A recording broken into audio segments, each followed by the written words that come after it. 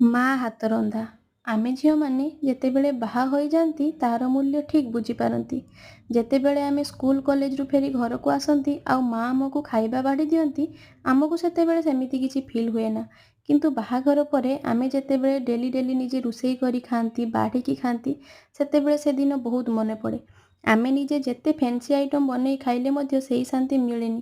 ସେତେବେଳେ ବୁଝିପାରୁ ମା' ହାତରନ୍ଧାର ମୂଲ୍ୟ। ସେଇଟା ଆମ ପାଇଁ ଅମୃତ ଥିଲା। ତାକୁ ଖାଇ ଯେଉଁ ଶାନ୍ତି ମିଳୁଥିଲା ସେଇ ଶାନ୍ତି ଆଉ କୋଉଠି ବି ନାହିଁ।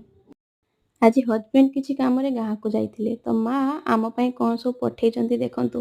ତାଳର ପିଠା, ଚିକେନ ତରକାରୀ, ପୁଅ ପାଇଁ ବହୁତ ସାରା ଚକୋଲେଟ୍, ଗୋଟେ ଲାଇଟ୍ ବଲ୍, ବହୁତ ସାରା ଜିନିଷ। ବାଡ଼ିର ଲେମ୍ବୁ, କଞ୍ଚାଲଙ୍କା, ବଡ଼ି, ପାମ୍ପଡ଼।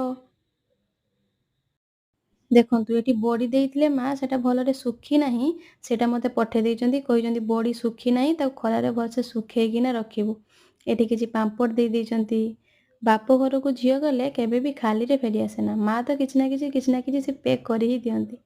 ମାର ଭଲ ପାଇବା ସବୁଠୁ ନିଆରା। କେହି ବି ମା ଭଳିଆ ଭଲ ପାଇପାରିବେନି।